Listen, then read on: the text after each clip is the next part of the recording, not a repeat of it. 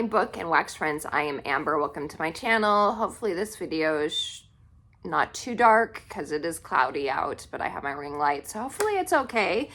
Today's video is a book tag. It is the Finally Fall book tag. So these are the books that I chose this year to go along with this tag. So if you want to do the tag, feel free to do so. And hopefully I'll remember to tag some people, but if I don't tag you, I'm tagging you. So please do it or leave it down in the comments. I'd love to hear your answers for sure. Okay, first question is, in fall, the air is crisp and clear. Name a book with a vivid setting.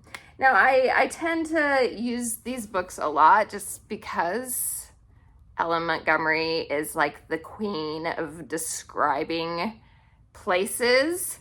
And so that would be Anne of the Avonlea and Anne of the Island, which is the second and third book. I'd have read these this year or continued. I've read them in the past. They are one of my favorite series. And so if you're looking for just the best nature type of writing descriptions that makes you feel like you're in Avonlea, on Prince Edward Island, all that sort of thing, pick up her books because they're the best. She is the queen, like I said. Okay, question number 2 is, nature is beautiful, but also dying. Name a book that is beautiful, but also deals with a heavy topic like loss or grief. That would have to go to one I read back in, I think it was February or March, and that was These Silent Woods.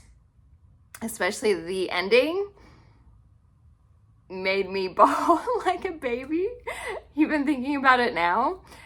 So that for sure had to make the list. So I do definitely recommend the book.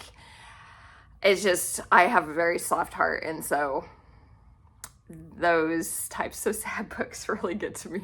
Okay, moving on. Question number 3, and I just lost it. Fall is back to school season. Share a nonfiction book that taught you something new. So I haven't read any nonfiction this year, besides reading the scriptures.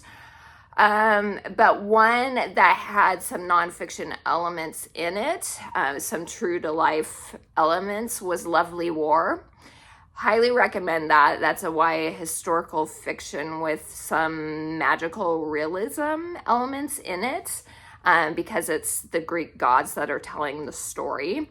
And it takes place in World War I. They're telling a story about what happened with a couple of different couples in World War I. And one of the main characters, Aubrey, he is in a brigade that was actually real. And one of the generals or head of that brigade was actually a real person, and he was a jazz musician in real life. So that one works. Highly recommend that book. It's so good. Oh, right. Moving on is question number 4. In order to keep warm, it's good to spend time with people we love.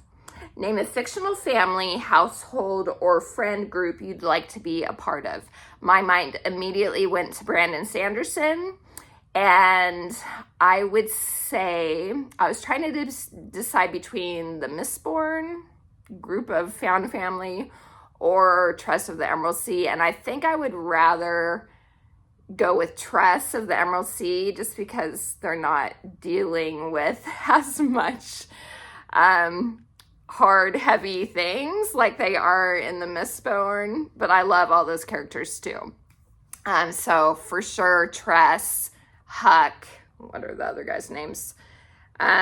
Fort, Anne, Slay. Yeah, I would love to go on the ship with them and hang out with them and go on adventures for sure. So that would be my answer for that. Question number 5 is, the colorful leaves are piling up on the ground. Show us a pile of fall colored spines. Okay, so I did grab a different stack. So I have quite a few here. Some are fall themed, so can't help falling in love for sure. Wind Weaver, that is a beautiful burgundy. Rewitched, that is for sure.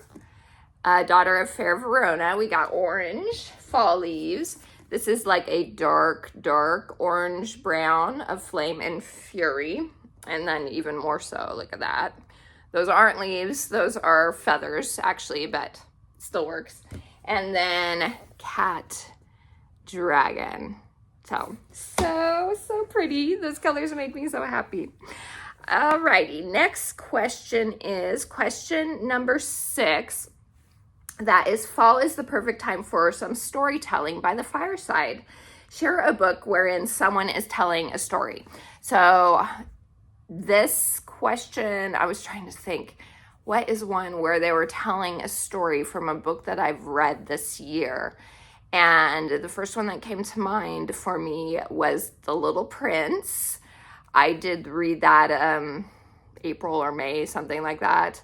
And the narrator is telling the story about how he met the Little Prince. So worked out perfectly. If you're looking for a wonderful classic children's book, highly recommend that one as well. That one was a 5-star read for me for sure.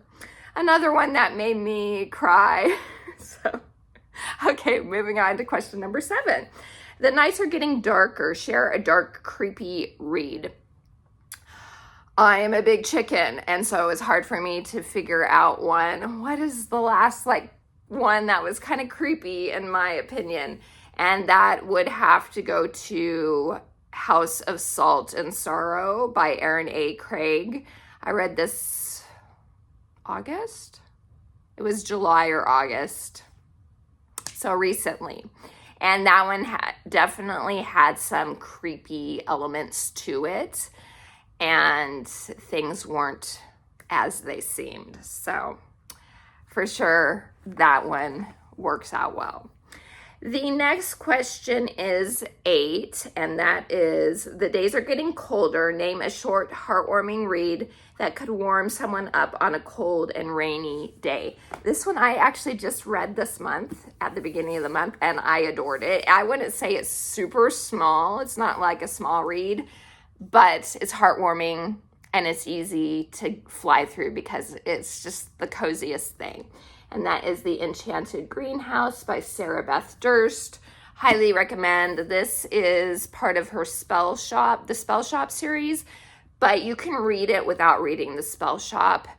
I highly recommend it. I don't want to say too much because I'll have it in my wrap up, but highly, highly recommend it if you're looking for those feel-good, cozy vibes for sure. All right, then question number 9 is, fall luckily returns every year. Name an old favorite you'd like to return to soon.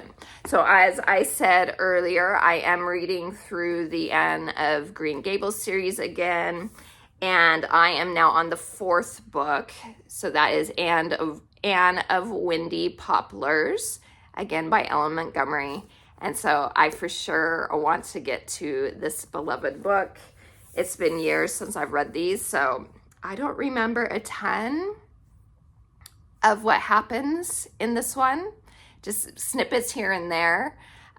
So I am excited to return to this one. And this one totally looks fall, doesn't it? Because it is orangey with beautiful, kind of fall colored flowers a little bit on it. So for sure, that one. All right, then question number 10 is, fall is perfect for cozy reading nights. Share your favorite cozy reading accessories. So I am normally read in bed type of person, but if I'm not reading in bed and it is a cold, chilly type of night or day, then I will grab my beautiful blanket, and it is my Scentsy blanket. It's so fuzzy and fluffy and just it makes me feel good for sure. So that's the only kind of real accessory that I would have as far as reading goes. Like I said, if I'm not reading in bed under the covers type of thing. That is it, you guys. Again, let me know down in the comments or do this video because I am tagging you if you want to do it. And let me know all your finally fall answers. I appreciate all of you guys. Please like and subscribe if you haven't yet for more book and home fragrance content. And I hope you have a wonderful rest of your day. Until next time, TTFN. Ta-ta for now.